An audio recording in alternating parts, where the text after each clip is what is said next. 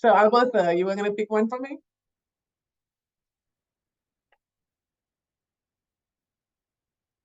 Sure. Good night, everybody. I guess hygiene, 300. Okay.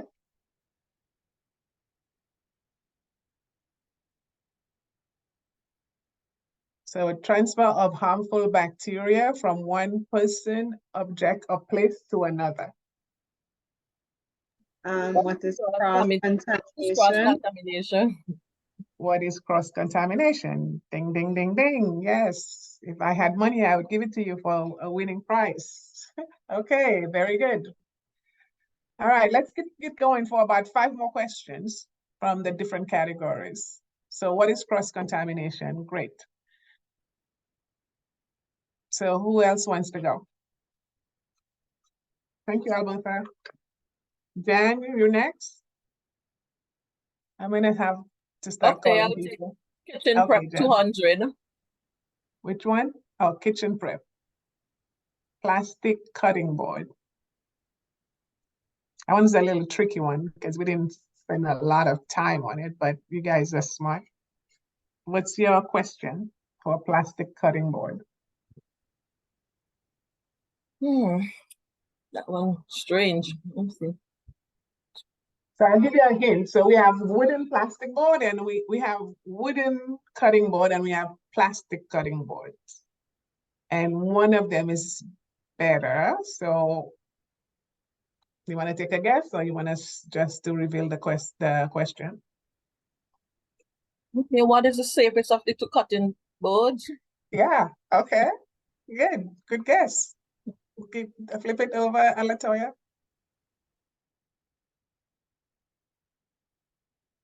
Did you get the answer?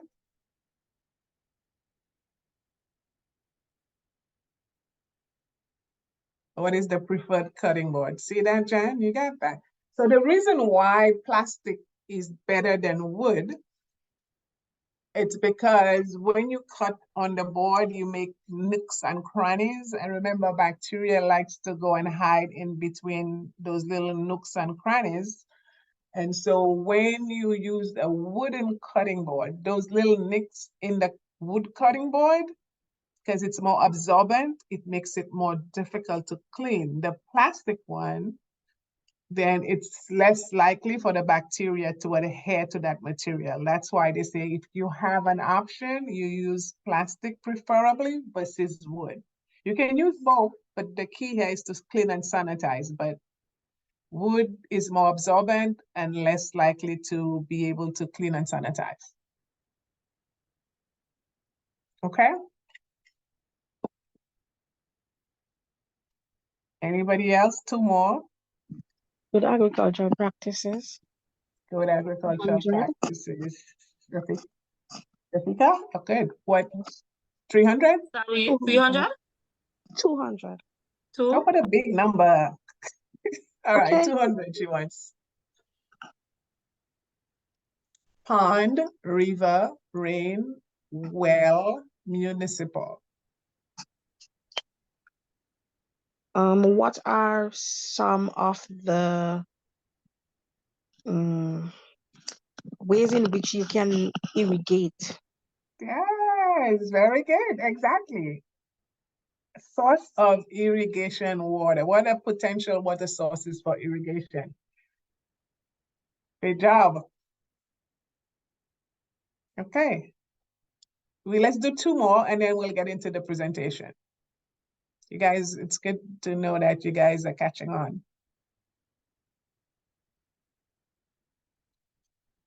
2 more. Who else we have?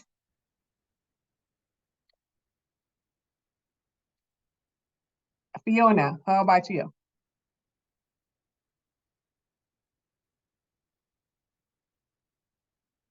Fiona, are you on? If you're talking, you have to unmute yourself. Yes, I'm on. You want to pick a category? We'll all help you. Hold on.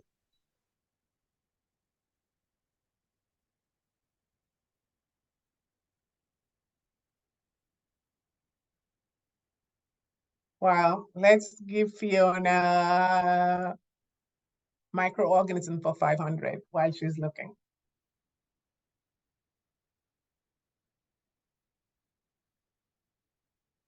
And anybody can answer if Fiona is not able to. We all one Let's- team. What is listeria? Yes. Very good. What is listeria? But listeria is the organism that causes it, but it's what is listeriosis, which is the illness that you get by consuming food that's contaminated with listeria. So it's what is listeriosis. Very good. Thank you. And what's unique about listeria? Besides it causing miscarriage. It You said- survives. It survives in the cold temperature. Yes, it survives it's the only pathogen, not only that will survive, but it will grow. And that makes it a very dangerous microorganism because most organisms, whereas they do not die, but they don't grow. But listeria is the only pathogen that will grow in refrigerated temperatures. Last one. Thank you, guys. Let's do one more. Let's go big or go home. Well, not go home because you guys might go home. Who wants to pick the last one? Janicia, I see you dying to pick one. Go ahead. No, good night. I just joined, so I really don't know what's going on. Sorry about that. All right, Janicia. I'm having a bit of internet problems. No worries. Who Okay. else wants to try? Natalie, what about you?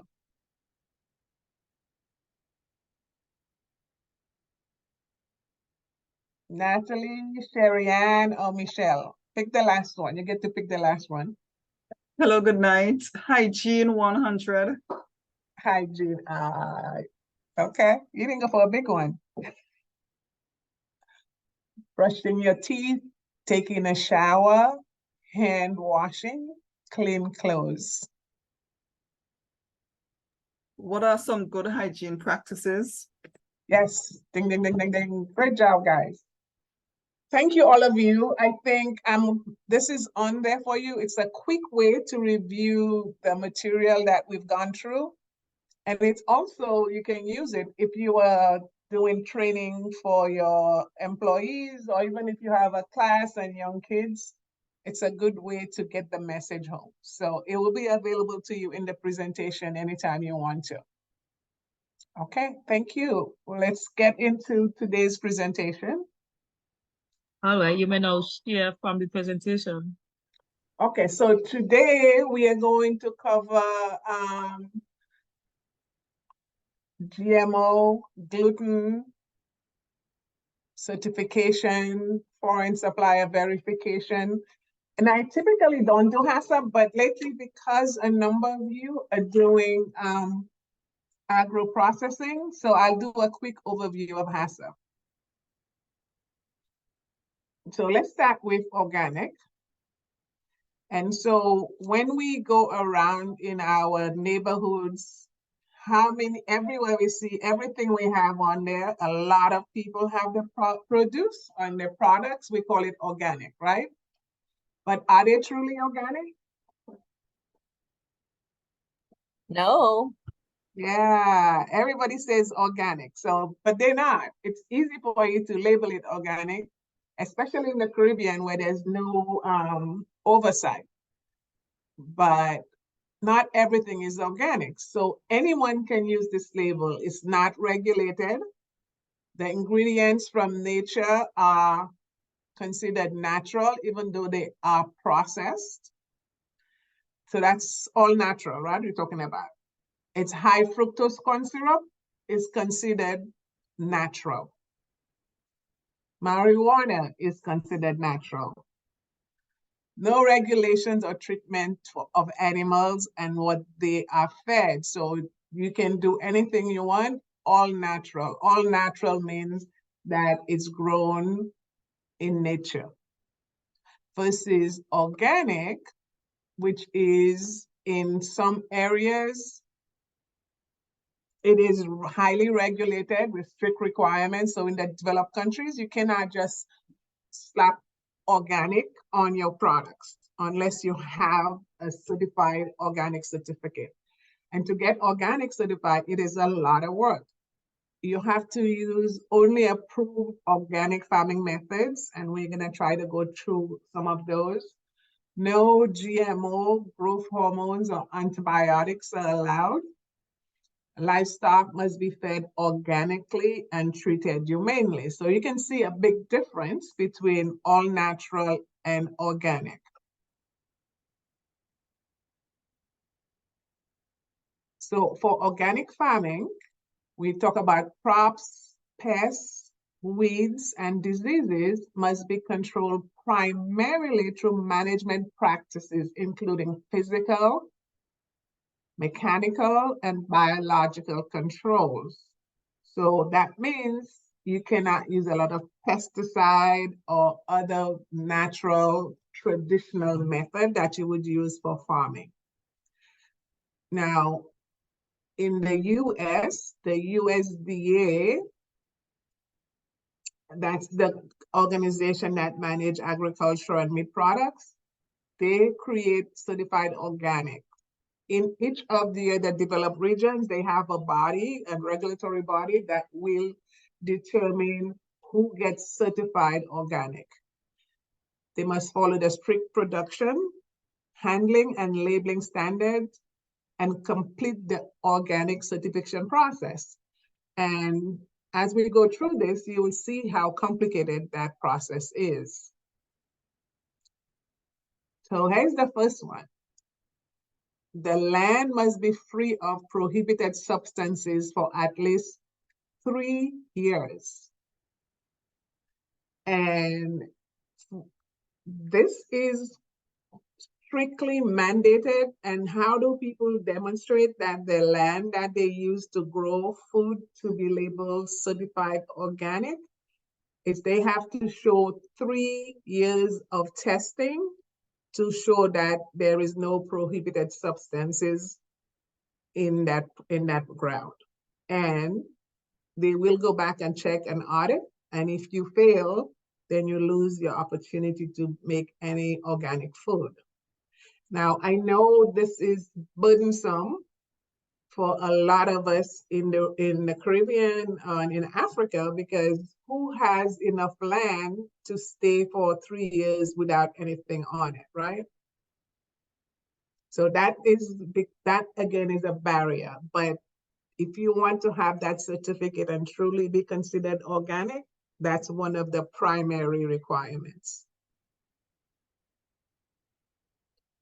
Soil fertility and crop nutrients must be managed through crop rotation and cover crop.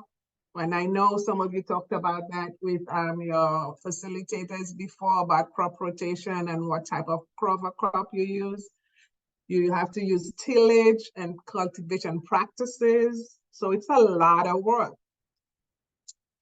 Operation must use organic seeds and other planting stock. So this is another big one. That if your food has to be considered organic, the seeds that you use to propagate it also has to be shown to be organic. Now, let me ask a question, and somebody can either put it in the chat for me, or you can raise your hands. How easily, or first of all, have you heard of organic seeds?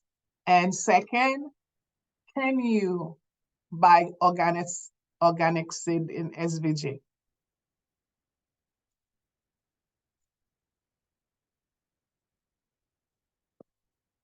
So we'll take the first one.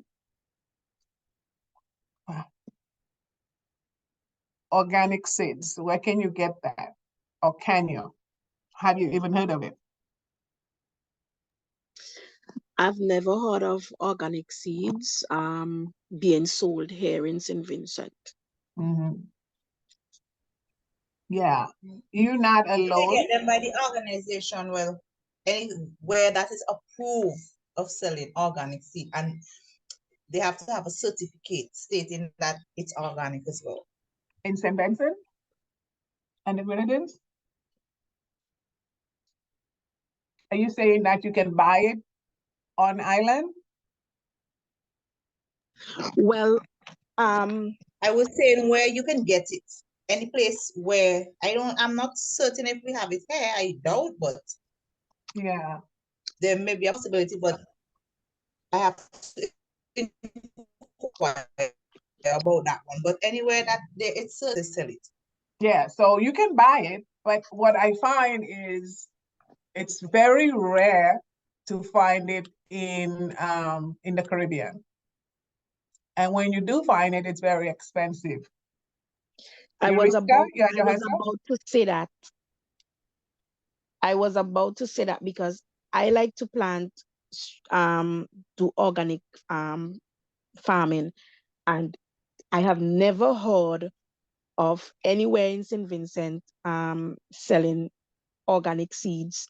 Not even in at the input warehouse where we have our main seed retailer. Yeah. Right. So I've never heard of it. Yeah. Sharika, I think. Does somebody else have their hands up? You put it down.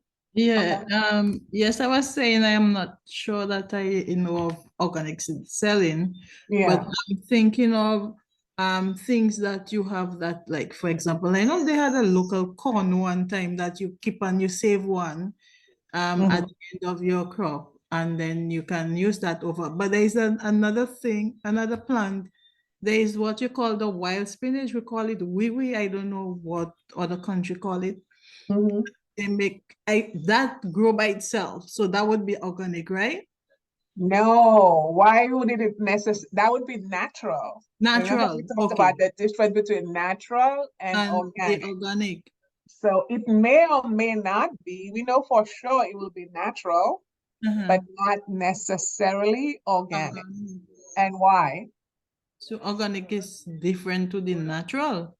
Yes, if you came on, we said the natural is it just grows in nature.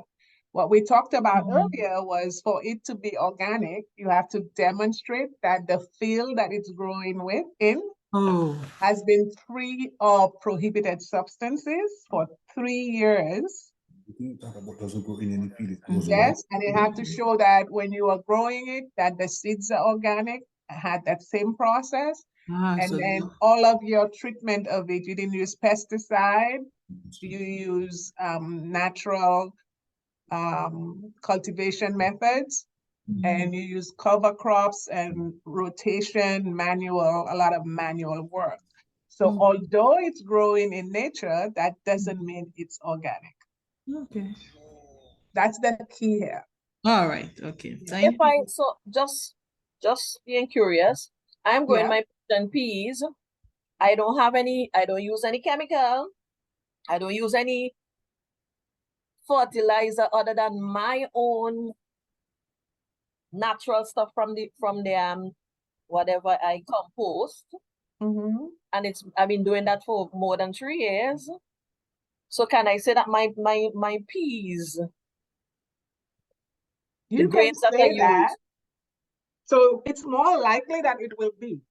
But if you want to be, and again, if you want to sell it somewhere to the hotel and you want to call it organic and you have to want to get that label, you will have to prove that this is organic.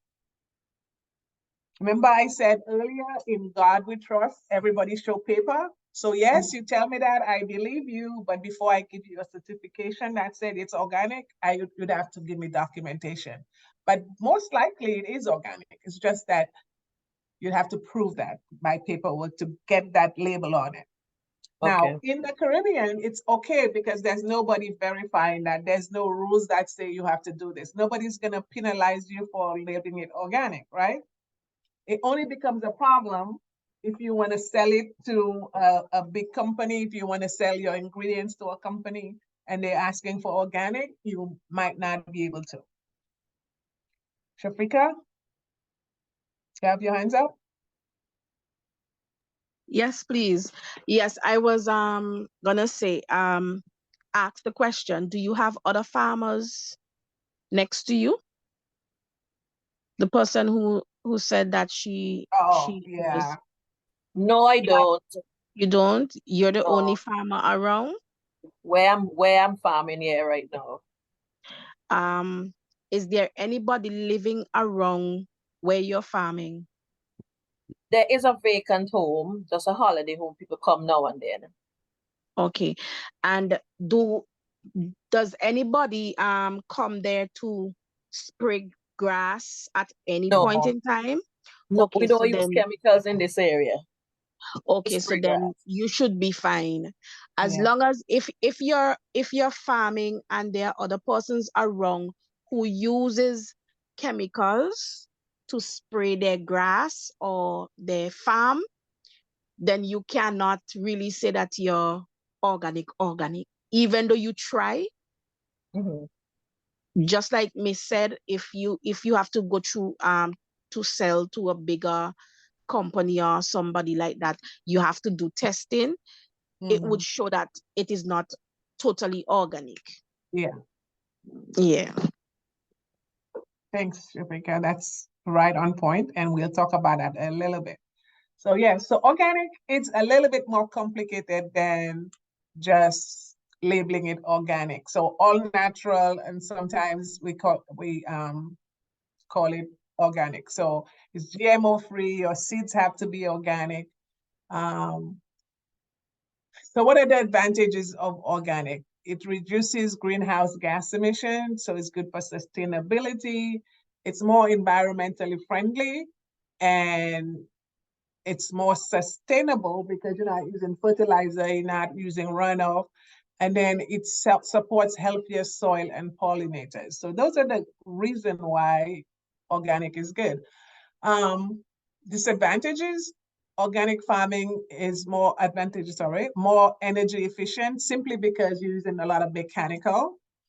You don't have any chemical resistance to pests and disease because you haven't been using it.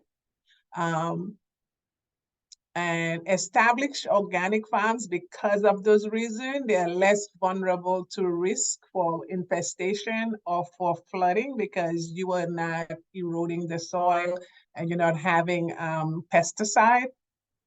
It does not use genetically modified food items, so GMO. You cannot use GMO. We also, and we'll talk a little bit about that, we also have labels around our region where we say GMO free, but we don't even know what that means most of the time. And it creates a healthy environment for farmers to work in. So the farmers are not inhaling all those pesticides. If you remember when we used to be in bananas, and we put so much stuff in bananas, it was horrible. And I don't know in St. Vincent, but I remember when I was growing up in St. Lucia, there was this company called Rent-A-Kill. They used to run around and spray this pesticide foaming thing around the streets, and the kids used to run after it. But we didn't know it was killing us slowly along with the mosquitoes. So in organic farming, you don't have to worry about that. Jafika, you had your hands up? Oh, that was from the last time. Yes, please. That was from the last time. Okay, thank you. Disadvantages that organically farmed produce cost more. So I don't know in the region if you can ask for more right now for your organic when you put it in there, because people are not paying for more for your produce. But in the developed countries, if I want to buy a head of celery that's organically grown versus celery, just regular celery, it will cost me anywhere from $1.50 to $2 more. So the farmers that grow organically can and has that opportunity to charge more for their crops. But I don't think that's gonna fly in the Caribbean. Not yet. Maybe you might ask Massey or whoever your vendor is, but I don't think that is an option right now. Organic farming requires well-designed methods to compete with conventional farming. So you can see all of the things that you have to do for it to get organic. So it's a disadvantage. And that's what Sharika was talking about earlier, the number 3 one here. It requires a buffer zone with neighboring conventional farms. So with anybody around you, if you have a farm, you have to have a buffer to ensure that you don't have any runoff for somebody else who's doing conventional farming. And it's more labor intensive because you can't use machine. A lot of it is manual. So food safety on organic is the same as you would do across, except you will use all those generic methods, the seeds and everything else. But the principle of food safety is the same.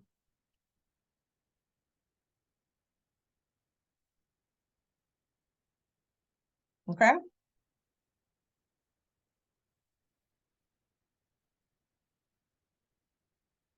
Let me get out of here.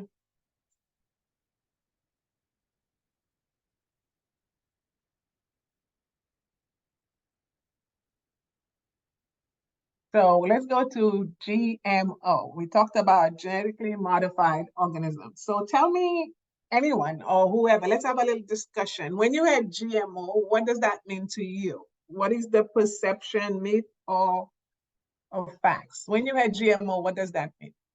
Non-GMO. I see a lot of labeling in the Caribbean that says organic and non-GMO. There's no wrong answers. Just I want to see what do you guys think about when you heard GMO? Is it a good thing? Is it a bad thing? Will it make you grow an extra eye? What do you hear? Yuriska, go ahead. Anything man-made that might cause problem or may not It's cause man-made, okay. in a Good. lab or something. Okay, anything else? What do you guys hear about it? So it's man-made, it might cause something, it causes cancer, it gives you an extra head, it makes you have children with 5 feet, all those things that goes with GMO. That is not necessarily all correct. Those are a lot of myths, and we'll try to debunk that. So I'm not trying to convince you on genetically modified organisms, which is what it means. But me personally, I believe that the scientists did not do themselves a favor when they developed GMO seeds. Because when I think about the number of people that goes hungry and the amount of food that goes to waste versus what I can do with GMO to create a more sustainable food source, I would much rather have people that I can feed versus turning against this method. That's just my scientific view. This is Theo, it is not written anywhere. That's just me, my opinion. But what is GMO? GMO is a plant, animal, or microorganisms that had a genetic material changed. How? Generally involves a specific modification of the DNA of the plant animal, because everything has what we call deoxy DNA in them, right? And that has been part of our makeup. So what GMO does, including the transfer of DNA from one organism to another. Now think about this, and you are thinking this is people playing God. But think about traditional crossbreeding. What do you think is happening when you do traditional crossbreeding? Modifying What do it. we do when we do crossbreeding? It's the same thing we actually doing. Exactly. We just don't know it, but it is the same exact thing. But we are making it, the only difference, it's happening naturally. So we cut a piece and put it in there, and we're not doing it in the lab. So when you think about GMO, it's crossbreeding, but it's generated with a more specific method. According to WHO, no effects on human health have been shown as a result of the consumption of GMO foods by the general population in countries where they have been approved, right? So there's no document that anybody grew an extra head or people died or got cancer from consuming genetically modified food. So traditional crossbreeding or selective breeding takes longer. It's difficult to determine genetic change led to a new trait. So if you are just doing crossbreeding, there's nothing wrong with it. It's just, it takes longer. You can't control it. You get what you get. GMO accelerate this process using scientific techniques to get the desired trait. So you will know every time that if you want a pink flower, you know exactly how to get red and white and the exact DNA to transfer to get that pink flower. One of the most common GMO crop, it's called BT corn, and it's widely used in the US. So if you eat cereal, you're eating GMO food. It's modified to produce the insecticide toxin, and it makes the corn able to resist insect and pests and reduce the needs for pesticide. Now, it comes from a naturally occurring bacteria known as Bacillus thuringiensis. So if you want to talk about natural, it's a natural bacteria. This bacteria was found to have a resistance to those insecticides. So the scientists took this bacteria and they removed that DNA from that bacteria in the lab and they put it in the corn. The corn incorporates that DNA. It's a growing process. And then it makes that corn have the same resistance that this bacteria had. What are the pros? It's sustainability, also known, genetic engineering is also known as biotechnology. It drives sustainability. It allows farmers to improve and preserve the soil.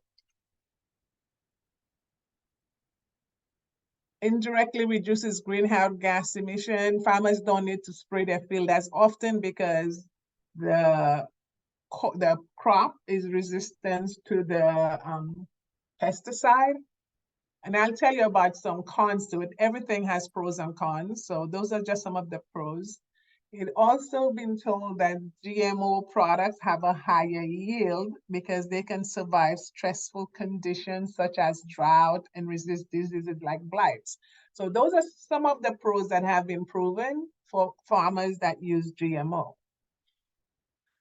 The main concern around GMO involves allergy, cancer, and environmental issues. So you'll hear a lot about those things. Let's take a look at each of them and see what's proven and what is still a myth. So there's no reports of allergic reaction to GMO foods currently on the market. However, there was a study in the mid-90s found that adding a protein from Brazil nuts to GMO soybean could trigger an allergic reaction in people sensitive to Brazil nuts. So the Brazil, nuts are very allergic. So they took that protein from that nut, but they didn't label it. So it created an allergic reaction to people who were sensitive to Brazil nuts. However, after scientists discovered this, they quickly abandoned it. They got rid of this GMO food. But that's the only documented case from an allergic standpoint. Cancers, a common concern that GMO foods may aid in the progression of cancer. And the reason why that came about, an early mice study which linked GMO intake to a higher risk of tumors and early death. But this study was, however, later retracted by the scientists because of how they designed it. So when you're doing scientific experiment, it's really important of how you design it. So currently, there's no human research ties GMO intake to cancer, and there's no evidence that GMO will change your DNA, which is what most people are afraid of. If you eat the GMO food, then your DNA is going to change into something else.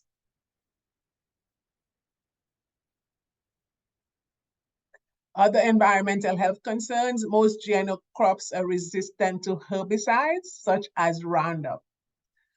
This means that farmers can use Roundup without fear of harming their crops. A growing number of wheat then have developed resistance to this herbicide over time.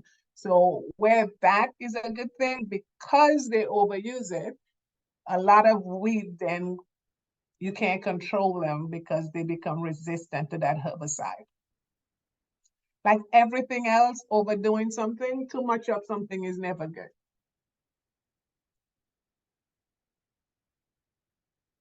So because of that, the farmers use more Roundup being sprayed on crops to kill the resistant weed because they can affect the crop harvest.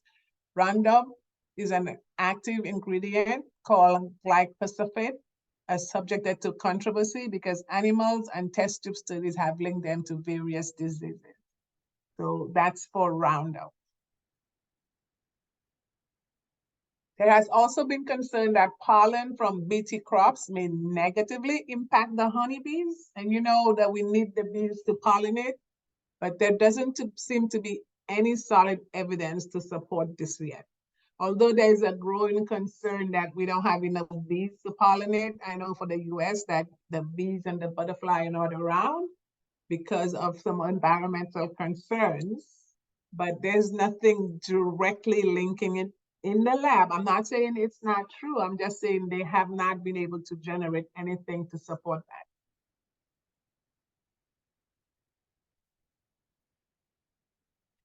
So in summary, GMOs are food that have been modified using genetic techniques. Most foods in your local supermarket contain GMO ingredients because they are easier and more cost-effective for farmers, which make them cheaper for the consumers. In the United States, food grown using GMO techniques, including corn, soybean, canola, sugar beets, alfalfa, cotton, potatoes, papayas, pink pineapples, summer squash, and some apples. All of those are grown in the United States, and they have GMO modified organism. Now, I have to say in Europe, they are very strict and they do not right now source any GMO food for Europe.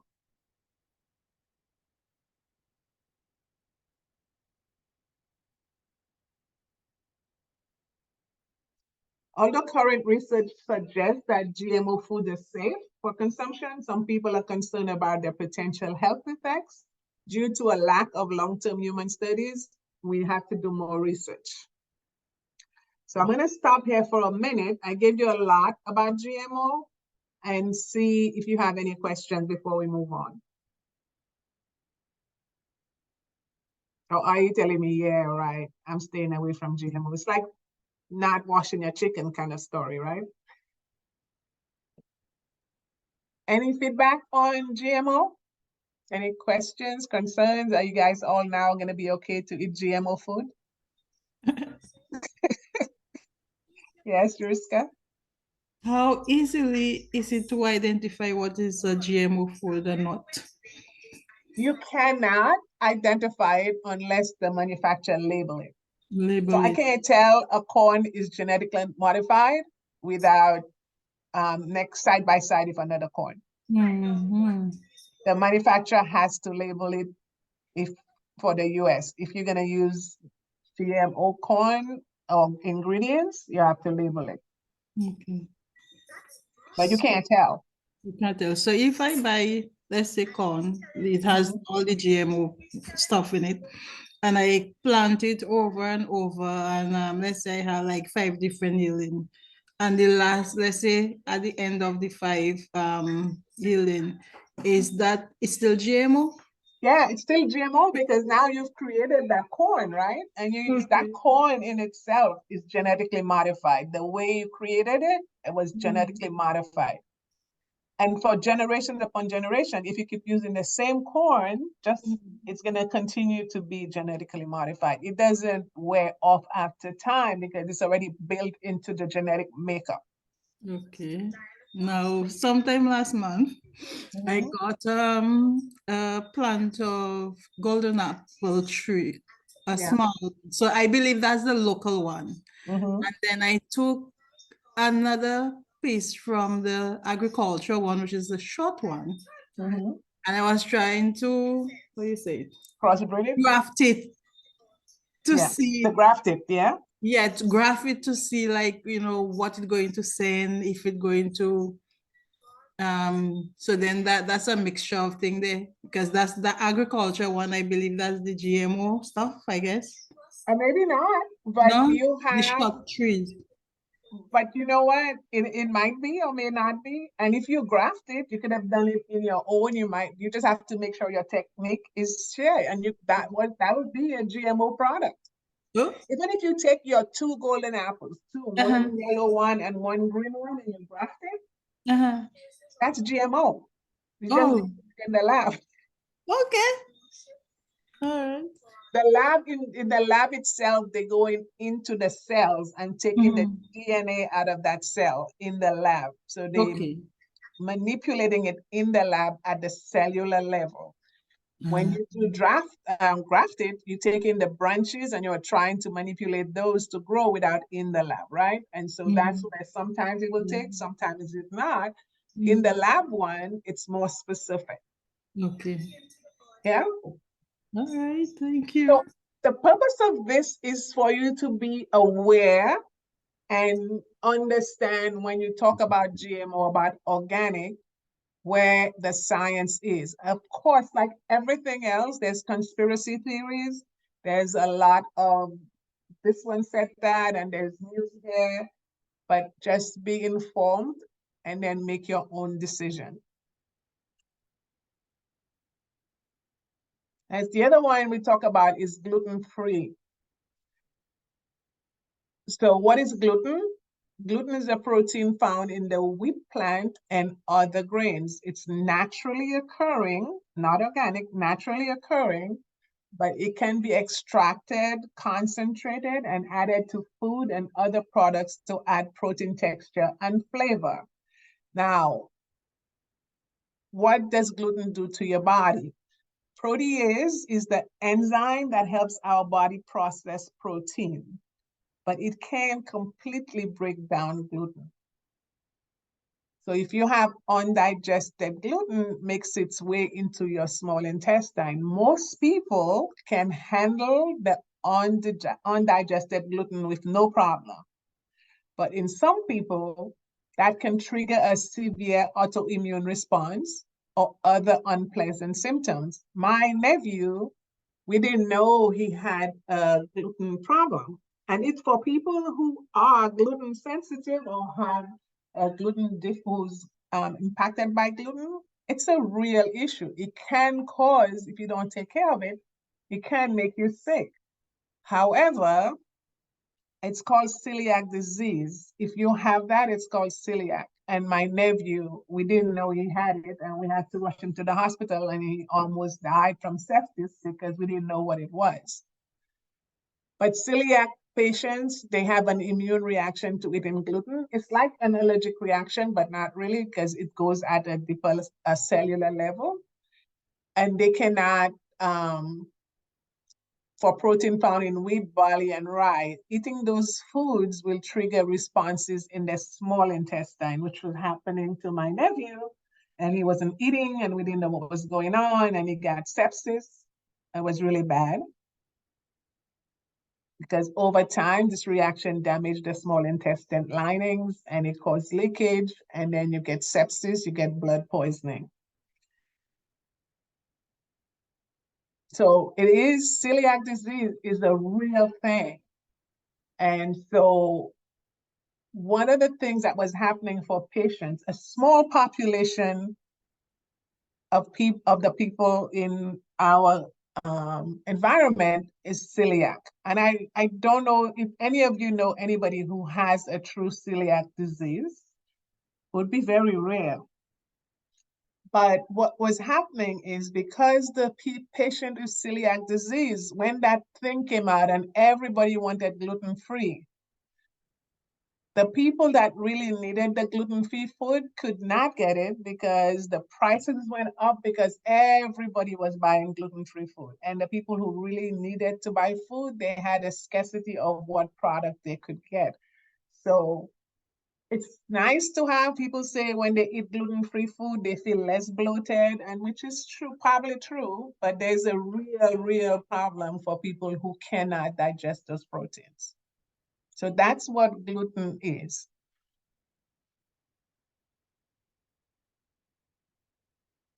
All right, so I gave you, they're not food safety particularly, but they are hot topics that I wanted you guys to be aware of. So it's organic, GMO, and gluten. And I hope the next time you hear those words, or you see gluten-free food, or you see GMO-free food, non-GMO or organic, it will trigger a different reaction, hopefully. Maybe not change your behavior, but it gives you a different perspective.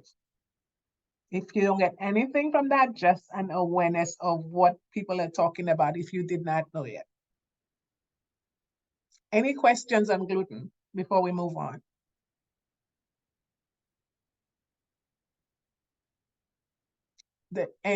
We have 29 people. Does anybody know of somebody who suffers from celiac disease? That's a quick poll. And Elrin, yeah. if she's suffering from Yeah, it's very rare to know people with celiac. There is a very small part of the population.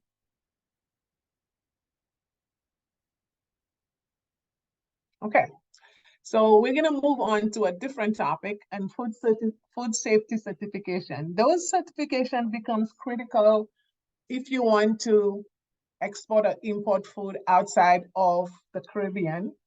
If you want to be an ingredient supplier for, say, food safety certification becomes critical. Like I said earlier when we were doing the good agricultural practices, there's a lot of companies that want to use the Caribbean to source ingredients like sirasi or cocoa or all the other herbs that we have. But then that becomes a burden because we don't have a certifying body to demonstrate that we can certify our food, because most of those companies will not do business with you until you can show them that you have at least a certification to start with. If you don't have that, they won't even talk to you. In African countries, it's getting a little better because they're spending a lot more money into those regions of the countries to create certification. In Jamaica, I think we got a little better in Trinidad, but overall as a region, we are still lacking in certification bodies to help us.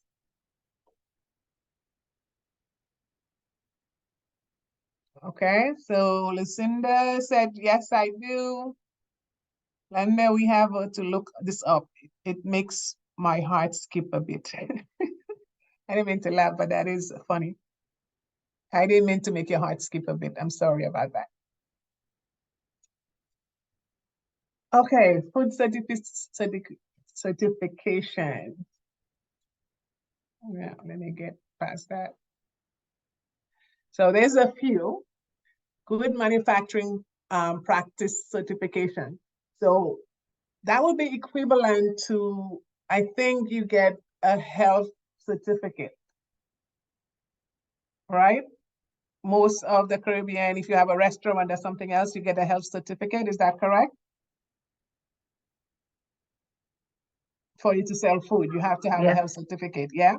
So good manufacturing practices is the equivalent of a health certificate, but for manufactured foods. It's not for farms, it's for agro-processors or manufacturers. Basically, it's saying, it's showing that you have good GMPs, you have good hygiene practices, you have what they call environmental monitoring. Basically, you're monitoring your environment to make sure you don't have pathogens, that you are cleaning and sanitizing. So that's the basic. That's for manufacturing and agro-processing. If you are farming, GAP is the equivalent for farmers to GMP. So GMP goes for manufacturers and GAP is the equivalent for farmers. Now, FFSC 2200, and there's a whole series of it that you get to use. And there's variations of it that can also be a certifying body. Basically, those are audits, and you have to pay for them. And the companies will come in and they will audit that you have all the requirements, and then you have to pay for the certification. And a lot of companies, when they try to procure ingredients, they look for those two things from the suppliers. So if you want to sell ingredients to a developed country, you're probably gonna have to use one of those. We talked about good agricultural practices, and the other one that's also there is HACCP certification. So HACCP again is for agro-processing and for manufacturing. So what other certifications do we have in the Caribbean that you're aware of that you can share with me, besides the health certificate? If you want to sell food or create manufacturing or agro-processing, are there any certification requirements that is needed in SVG?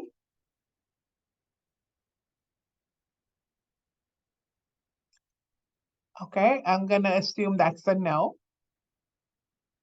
I know in St. Food Lucia, handlers, food handlers. the food handlers, is that different than the health certificate? Well, this is the food handlers is more local. The health certificate that you talking about is more because this one is an annual something, or every 6 months you have to get it renewed. The food handlers. Okay. Yeah, and you're not unique. It's across the Caribbean. I think, like if you have big companies, like I know in St. Lucia, the Baron pepper sauce, they have to have HACCP plans. Not because of St. Lucia or wherever they're making it, but because of where they're selling it. Okay. And again, I said certification is by an audit. So most common ones, and they fall in part of the FFSC. If you want to do foods, you want to sell your ingredients, SQF is a very common one. So somebody will say, show me your SQF certification if you want to sell your juice or something. In British Retail Consortium Europe, they use the BRC. And then AIB, the Baking Institute, are three common ones that developed countries will ask for if they want to buy ingredients or go into contract with the Caribbean and the other islands.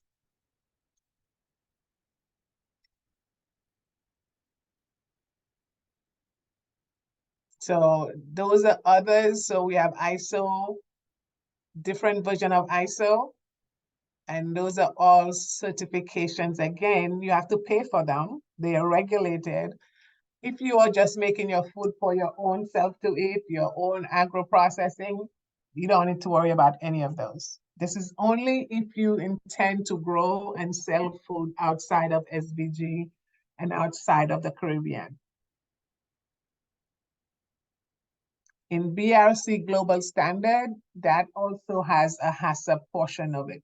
And we'll go through a little bit and do some of the HACCP parts. I'll go through the HACCP principles at the end of this.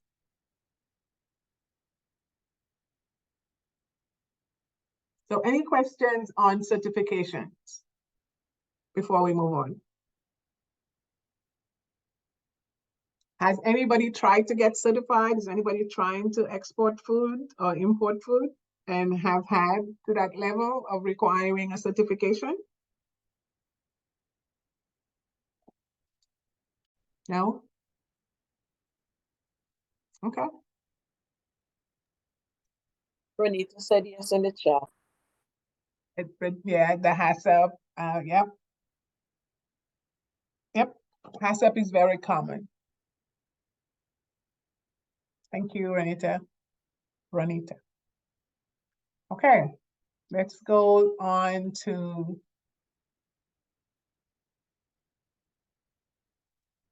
So the food safety plan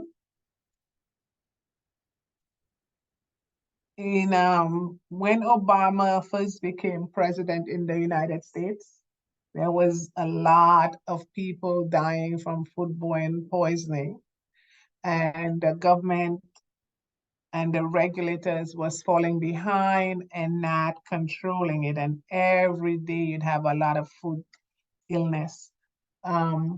Right before Obama came, there was a huge recall. And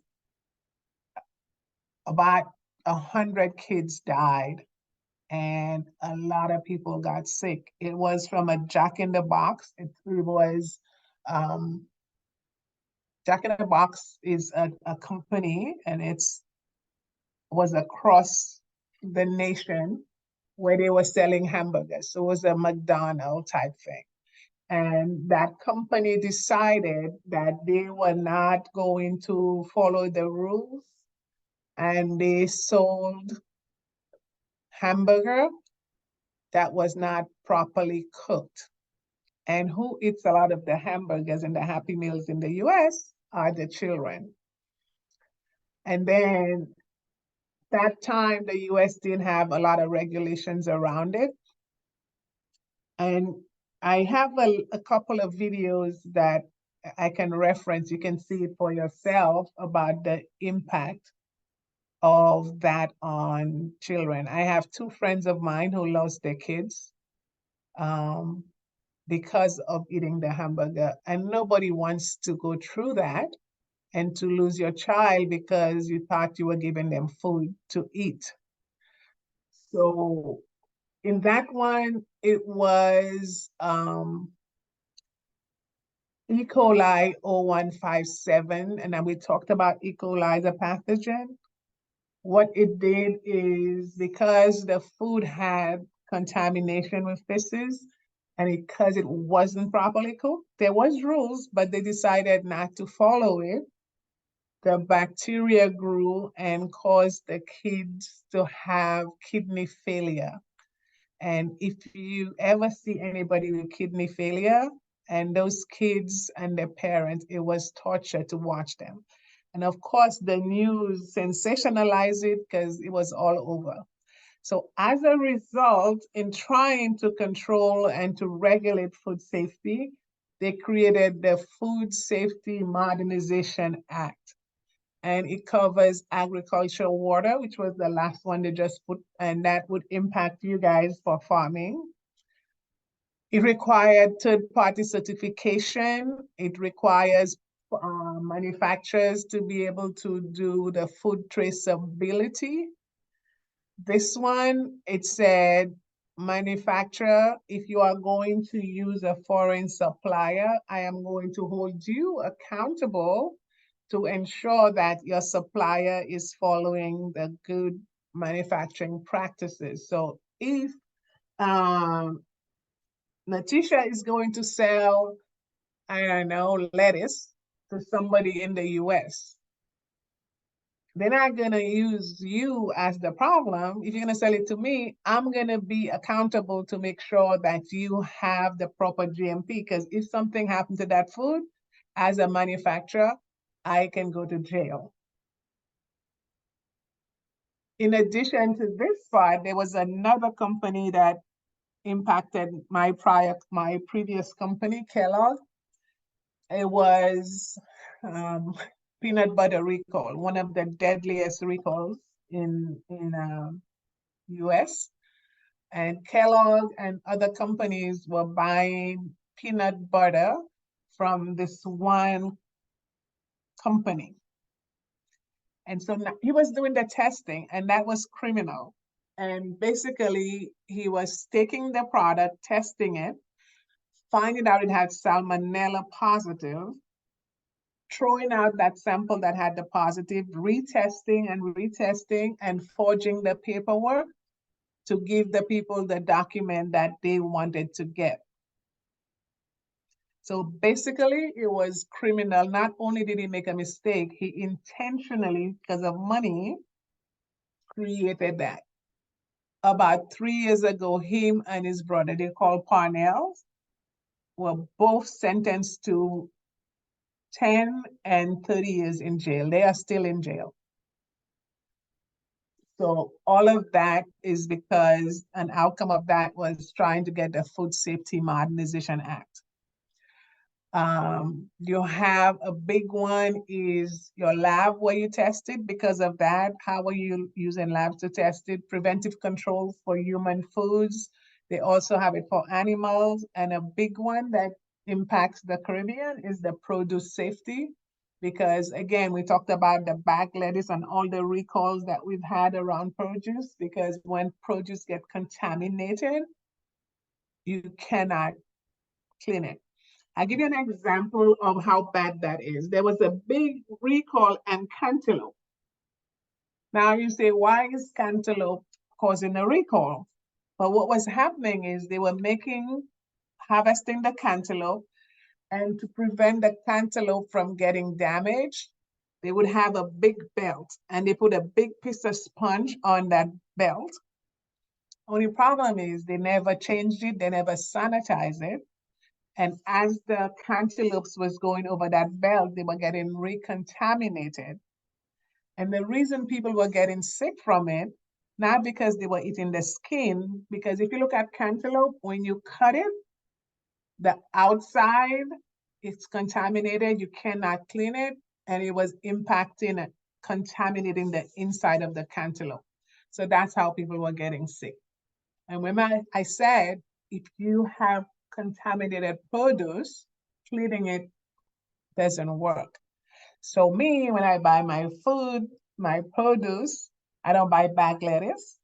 And if I buy cantaloupe or any other fruit, I have my little teaspoon of chlorine bleach in my product. I rinse it out before I put it on. So it's real, and all of that is based on history of recall. And I know this might sound foreign to you where you're sitting in SVG, but it's not that far away. We probably still have them, but because we don't have no way of monitoring it, also we have a smaller portion of what we are growing. We don't have those big distribution. So we are kind of not in there, but that doesn't mean we're not immune to it.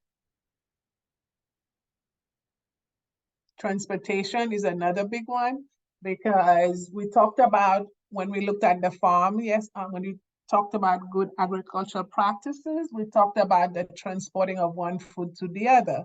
In some of the cases, what people were doing was using the same container that had raw meat and turning around and putting a produce in there. So now there's strict regs around that.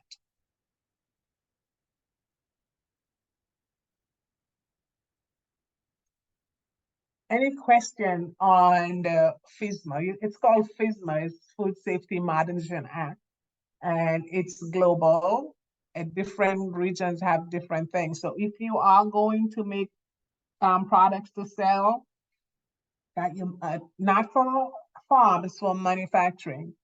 Farmers are exempt except for a few elements of the food safety plan because you have GAP. Most of that is for people that have agro-processing or even manufacturing. So if you're into manufacturing and you want to sell and import or export, then that will be you. Okay, so we'll go on a little bit and talk about the requirements for exporting food into the United States. And I put that in there because in our prior discussion, we had people who wanted to do that. So that's what this is there for. So this part of it, it exempts anybody who's doing farming. And to some extent, if you are doing agro-processing, this is mostly for if you are manufacturing processed foods. So if you want to sell your peppers or your jams or your jellies or what other food that you think your market and you want to sell it to the US and in the other regions, you need to have those. So if I have a place where I'm making, I don't know, pepper sauce, and I'm gonna sell it to the US, that facility must get a number and it must be registered before I can sell anything. So that's called facility registration. Most people use a food agent to handle the US communication and to require all the permits, because once you're dealing with regulatory, it's a pain in the neck to get all those things out. The person, again, if you're gonna use a vendor, you have to be very careful because there's a lot of people out there trying to take your money away from you. So if you are in that business, for whatever small portion of you that's interested or looking towards that, make sure that you are vetting whoever you're going to use. A big part of it is, even before FSMA, is your product label appropriately. So when we do food labeling, and have you guys done the nutritional marketing yet? I don't think so. I think that's coming up. Or did you already do it?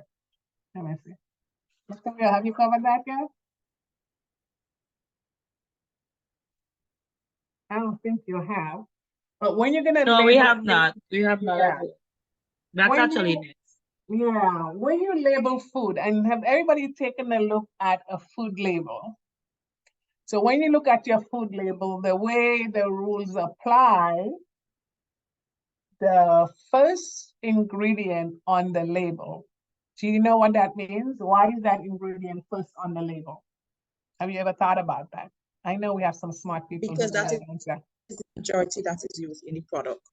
That is the majority. I know we had some smart people. That's the majority. That's the most important one. And so when you label it, that has to be your first ingredient.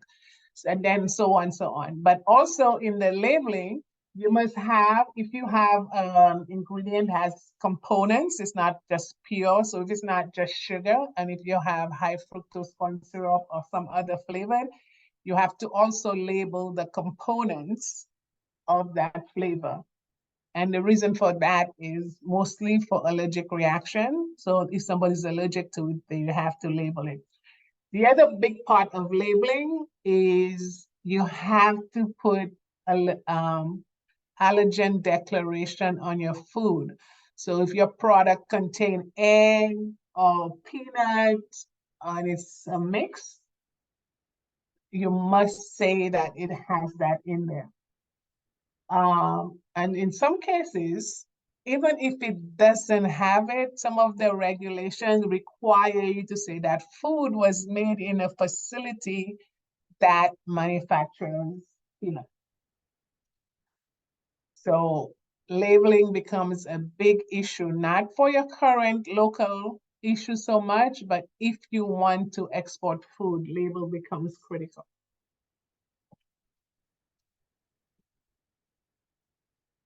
Another part of that is prior notice. So you have to say, if you're gonna send food to the US, the country of production, the arrival date, shipping information, how you're transporting it, and then you have to have your product code. So all of those are key requirements. And I'm putting those here for those, if anybody is in there that's interested in doing that you have an idea. If you are, though, you'd have to go into more details, and I have references of where you can get detailed information to ensure you have that.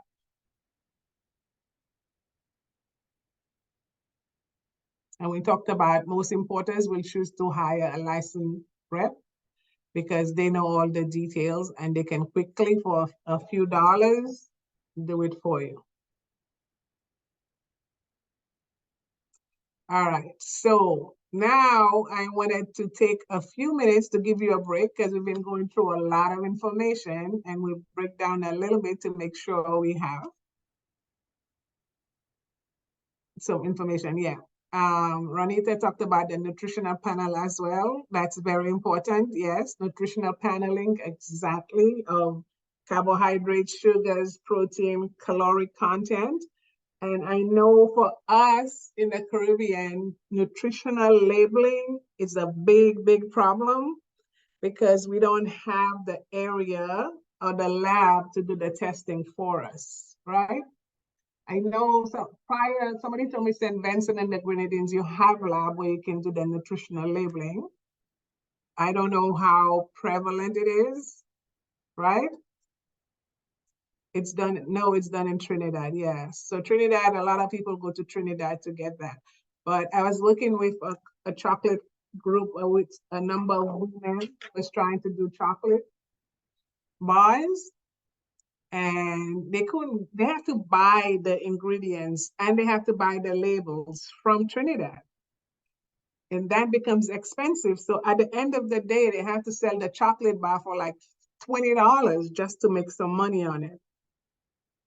But if anybody wants to think about a place to make some money, maybe creating a lab testing facility might be an idea for a business, because we are surely in need of one.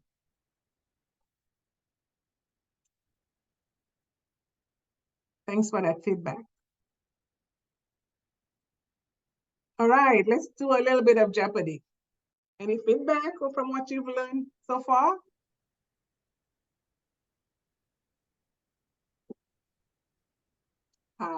No, everything is crystal clear. I like to see that. Okay, let's continue. So now this Jeopardy questions, it talks a little bit about what we just covered. So who wants to go first?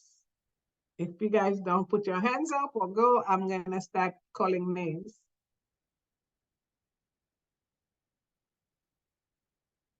Okay, Bernadine, you wanna pick a category?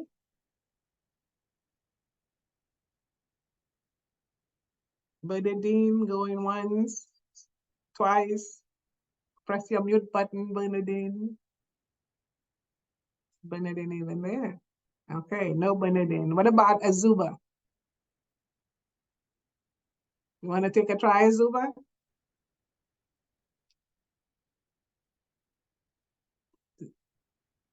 Ronita?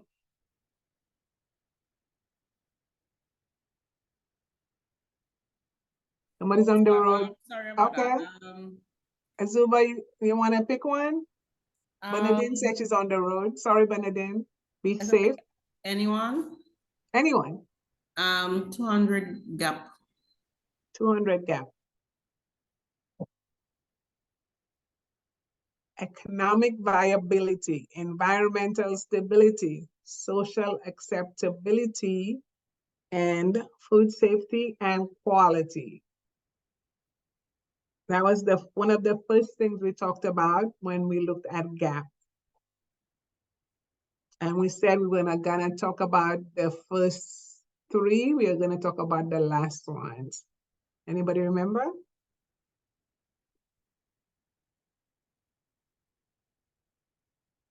What is good agricultural practices? Close, but no.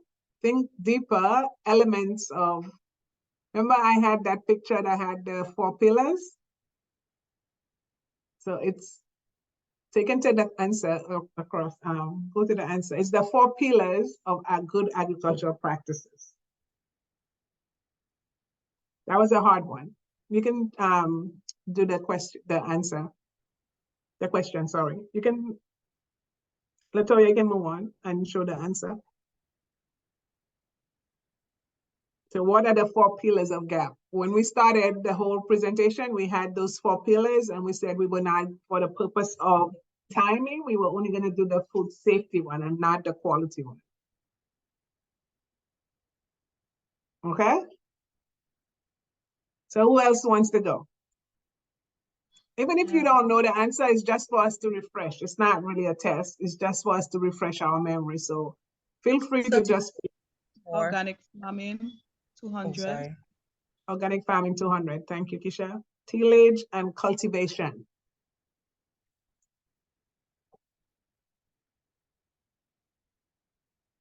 Any guesses? There's no wrong guess. We were friends. So just take a guess. When you hear tillage and cultivation in organic, what does it ring a bell?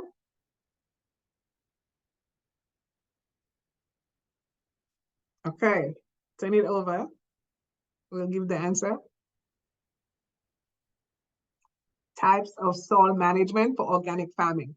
Remember we said in organic, it's very time consuming because you cannot use a lot of the fertilizer. A lot of it has to be manual. So you have to use tillage and cultivation and also covered crops. So that's a type of soil management for organic farming. Let's do 2 more. Manual, yes. Thank you, Letitia. Somebody wants 300 organic farming or something else?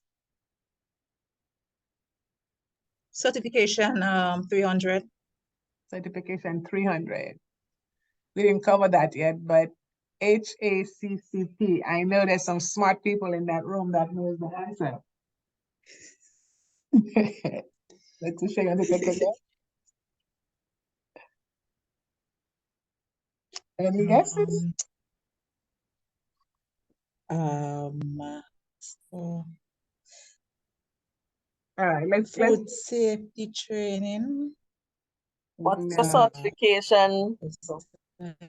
Yeah, it is a tricky one. It's the definition. It's hazard analysis, critical control point. Now, that's not fair because I have not covered it yet. So that was a trick one. That was bonus point. And we'll talk about it after this. So that was a tricky one. But it's hazard analysis, critical control point. So when you're a HACCP, that's what that means.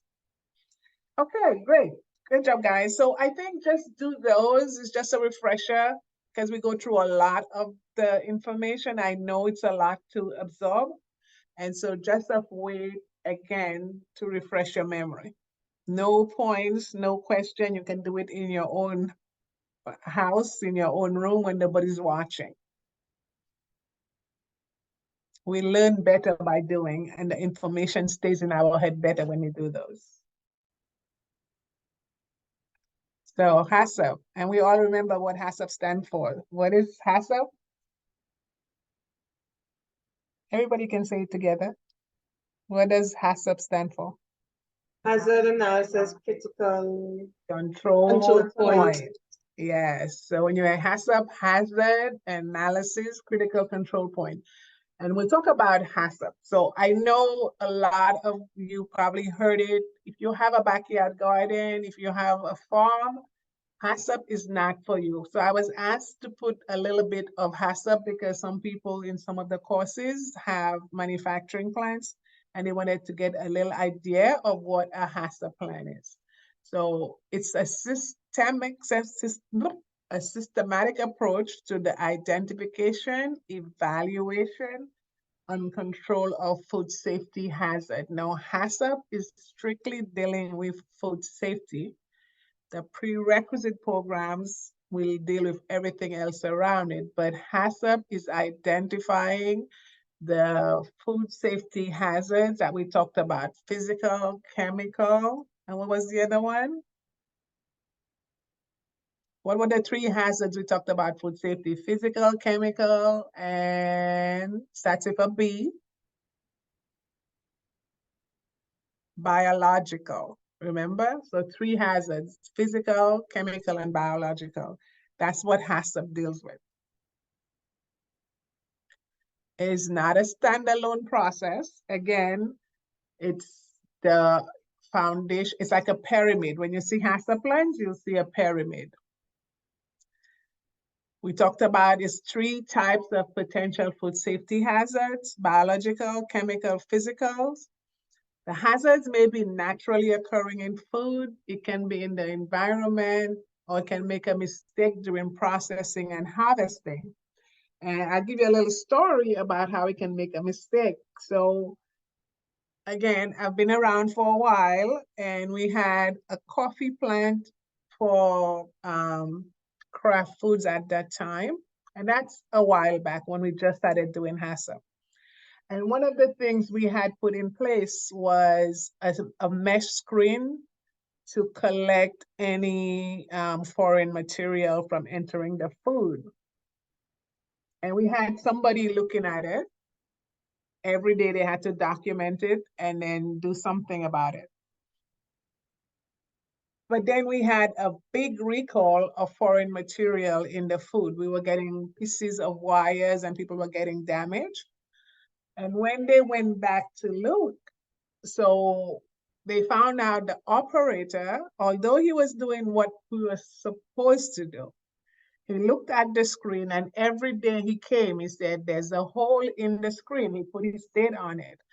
The person who was supposed to go back and check him, the supervisor, never checked him, so nobody noticed it. And he kept writing it, and every day he would write, the hole got bigger. And then he actually documented, but he didn't do anything about it. And then he wrote the last day, he's like, well, there's no more mesh on the screen, and he kept writing that. So in that case, whatever we had put in there to protect a barrier became a hazard because it created a physical hazard through a mistake caused by lack of education and lack of follow-up of that employee. So mistakes can be costly.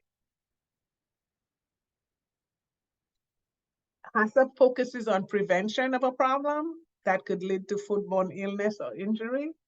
It can be applied throughout the food chain from farm to table, but at the farm level, what do you use instead of HACCP at the farm level? What replaces HACCP? We spent last session talking about it. What do we use on the farm instead of HACCP? It starts with a G.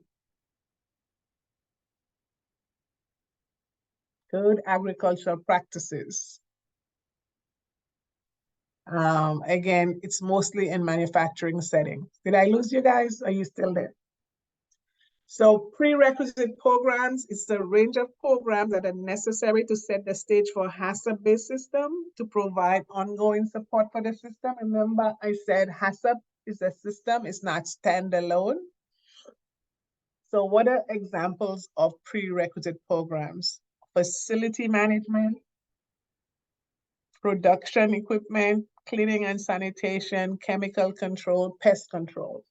Now, the reason why those are prerequisites, a failure in managing your facility is not a direct contribution to food safety. That makes sense? So if I have a dirty door, it doesn't mean that I'm gonna have a food safety issue. It may lead to a food safety issue. So in that case, it's called a prerequisite program. Hazards are direct, a failure of that hazard will lead to a food safety issue. Big difference. A failure in a prerequisite program may lead to a food safety issue. So when you do your hazard plan and you ask about how do I identify my hazard, it's critical to ask, what happens if this control fails? Will it lead to an immediate food safety issue? Just like the guy did not check on the screen, it led to a failure and it led to injury.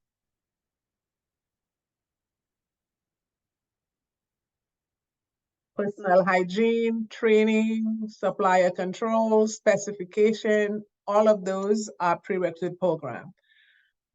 So prerequisite programs deal indirectly with food safety issues, and it can go across multiple lines, and failure seldom result in a food safety hazard, which is what I just talked about.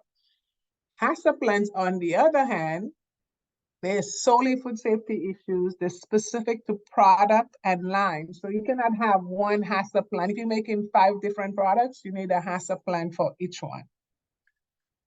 Deviation must be considered potential food safety hazard. So if something happens to your hazard control, then you have to have something to manage the deviation.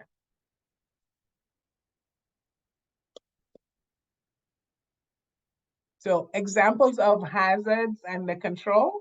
So you have glass from a light fixture. So if you have a manufacturing plant and you have lighting over your open food process, you want to make sure that the light above it is shatterproof or you have a cover underneath, right? metal fragments from equipment, we talked about that. So if you have equipment that's gonna create metal in the food, that's one control. So here are some of the controls that you will put in place in your line. So if you have a line that you're making juice or some kind of jams, and you'll have something that's gonna create metal, and metal can cause damage or injury, you put some magnets or metal detectors in place to make sure that you are detecting those.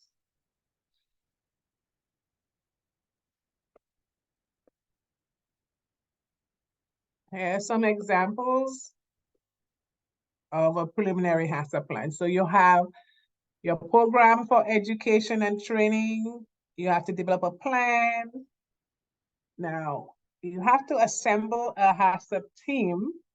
That HACCP team will describe the food and its distribution. You have to look about the intended use and consumer of the food. So if you're making baby food, that's a very sensitive one. If the food is intended for general public, you have to say that. You have to develop a flow diagram, and you have to verify the flow diagram. One of the challenges I see as I look at food safety in the Caribbean for putting a HACCP plan is finding people that can be on your HACCP team.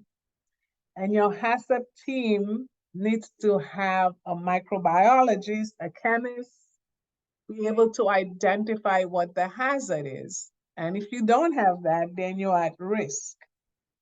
Now, as a benefit of taking this course of signing up for Helen's Daughter's Ag Academy, I'm certified in HACCP, and I am, for a period of time, if anybody who takes this class and needs HACCP consultation, you can work through Helen Daughters, and I will give you free consultation on identifying your HACCP plan, reviewing it for you if you need to. And that's one of the benefits of signing up for this class. If you need it, you talk to Latoya, and then they will hook you up, and I'll give you some consulting free of charge. Take advantage of it if needed. So what are the HACCP principles? There are 7 of them. One is to conduct a hazard analysis. And once you do the hazard, so, okay, you have to say, when I'm making, let's say if I'm making orange juice, what are my hazards associated with bottling orange juice, right? It's microbial, physical, chemical. I need to know what are the critical control points. A critical control point is a point in your process that if it fails, will lead to a food safety issue. For example, pasteurization. If I'm gonna pasteurize that juice at 165 for 15 seconds, and for some reason that fails, then my juice has to be thrown away or reprocessed because I had a failure of my critical control point. So it becomes really important to know what's a critical control point. I see some HACCP plans, and they will have about 30 or so critical control points. It's important that you do not have everything labeled as a critical control point. Most small processes will have 2 or 3 critical control points. That is true control points.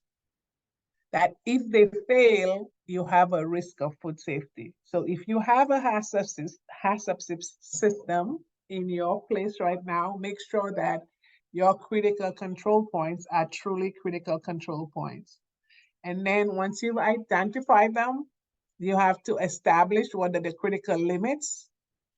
For example, I said if you're using pasteurization and your pasteurization limit is 165 for 15 seconds. Now, all of that, you can't just make it up. You have to test your process to make sure that this is the right critical limit.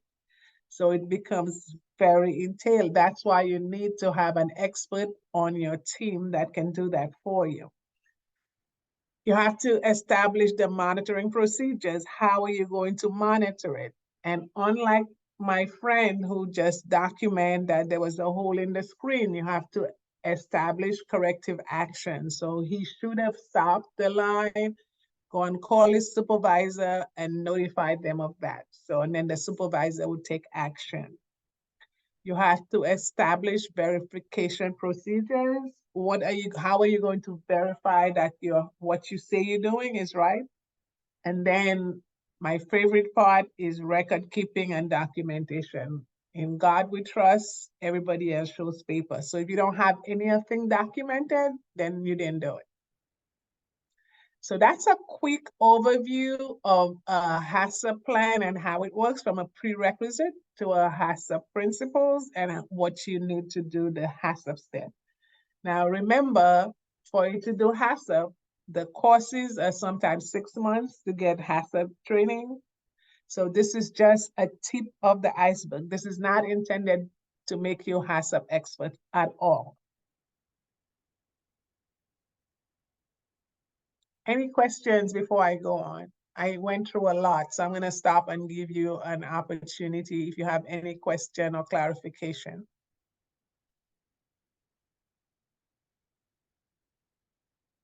No? Okay. You got all of that. So when we do my question and answers, you will have all the answers. Okay, let's keep going. I know it's a lot of information to digest, especially at this late in the night. But just file it away somewhere so when you need it. Okay, so that's the end of HACCP, and then we have 15 minutes that we can discuss anything we talked about before. I like to leave time for discussion. Latoya, do we have anything in the chat that we missed? Any questions in the chat room while we do that? Let me see, I'm checking here.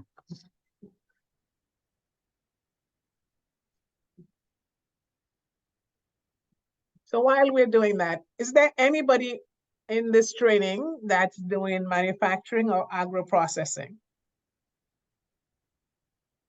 Anybody involved in that? Or planning or even thinking about doing it? Or no? Yes, yes. Ronita, yes. Okay, so how is your HACCP plan? So this is, you could teach that class, right? Ronita and Algie, King, Kisha, I'm doing it for the CMOS. That's interesting. So tell us, if you don't mind me putting you on the spot, what is your critical control point for the CMOS? First of all, are you doing powdered CMOS or liquid CMOS, Ronita? Sorry for putting you on the spot. Can you talk?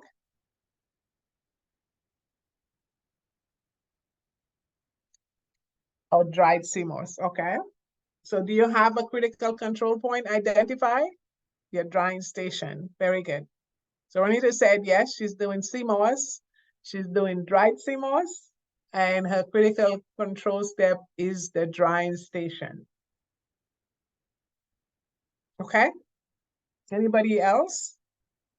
I'm working with some ladies who's doing cocoa, and their critical control point, one of the big ones, is their roasting step.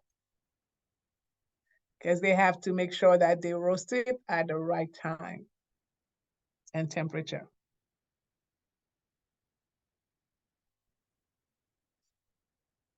All right, this is your opportunity. Any question over the food safety training that we've done for the last 3 sessions? Anything that you need clarity on? Anything else that you learned? What are the things that your key takeaway? It's your time. I'm here at your mercy. Did everybody go to sleep?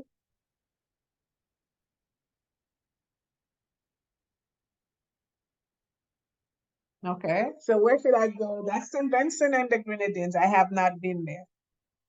If I were to go to St. Vincent and the Grenadines and I wanted to see a manufacturing plant, which one would you guys take me to that you say has good agricultural practices? Come big, Wheeler. Yeah. What is Richmond Val Academy, or go to the CMOS boss? Yes. I like CMOS. So there was a story. I don't know if you guys, it was from Grenada. You may have heard it. There was this gentleman who went on, there's this show, it's called Shark Tank, and they'll give you money. You go on the TV show, you promote your product, and they give you money. There was this guy from Grenada, and he came on Shark Tank, and all of the sharks were fighting to get him sign up, because what he was doing, he said he lost a lot of weight. Now, whether that's true or not, but he went from 300 pounds to 150 pounds, and he was using CMOS that his mother was to send for him. He used to drink the CMOS. And then the people at work start buying it, asking to make CMOS for them. And he was selling CMOS, like an ounce of CMOS, for like 60 US dollars. And he said at that time, in 6 months, he had made $1.5 million in selling CMOS. And so he got the companies to invest billions of dollars in his business of selling CMOS. So CMOS, I say all that to say CMOS is a big business, because he used to have different flavors. He had little strawberry, banana, mango flavor CMOS. And he got good marketing. You saw that show, right? So I was like, wow, that's amazing. So it happens. He got lucky. He got to be a millionaire getting CMOS. So now I don't know if the CMOS made him lose 150 pounds, but it's all in the marketing. Who knows? It works. Yes, I know it does. I know CMOS cures everything from vitality to you name it. I like CMOS. Okay, ladies. So, well, if you guys don't have any more questions, if you don't have any more feedback or anything else you'd like to know about, then Latoya will give them 10 minutes free to go back, and feel free to sign off. Latoya, anything you need to add for closing? Oh, well, no.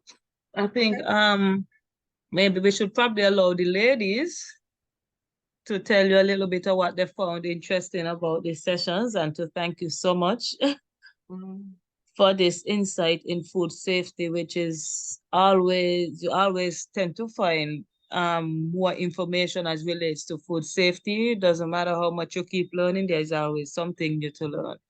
So I really want to thank you for that, for imparting your knowledge, as well as using experiences to help us to learn. Ladies, I don't know if anybody else would like to add, please. Okay, I would like to add. I ahead, must Jan. say that I've learned quite a lot.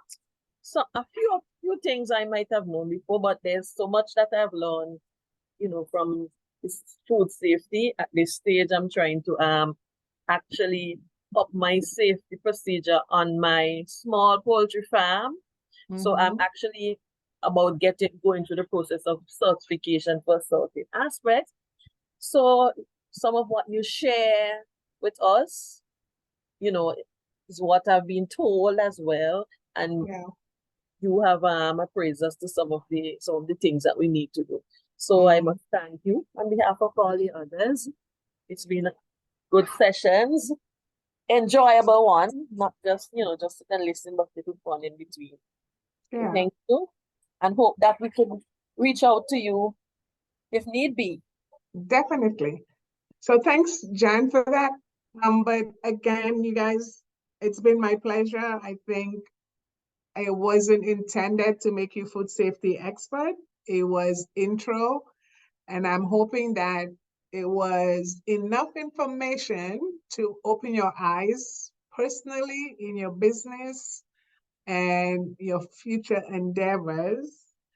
But one of the things I will continue to ask that you do is, as you are blessed to be part of that workshop, understand that it is one of the best in the market, in that it prepares you for a holistic education. You'll see a lot of training. They'll give you one piece, another one will give you another piece. This one puts it all together. So as you go through the sessions, think about where are the pieces adding up and where the linkage, and whatever your future endeavors, what is the key learning for you? Because you are investing a lot of your time, and it's not just for a certificate.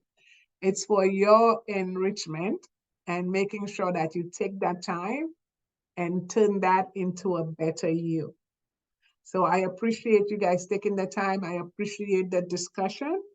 And yes, I am available from a food safety consultant. And like I said, if you guys want to reach through LaToya and Helen's daughters, and they will reach out to me, and I will be able to talk to you and give you some free consulting for your program, whether it's from the farming standpoint, agro-processing, or manufacturing for food safety and quality. Okay? Well, with that, thank you, ladies. You have a good night. Enjoy the rest of the workshop, and I may see you guys at graduation.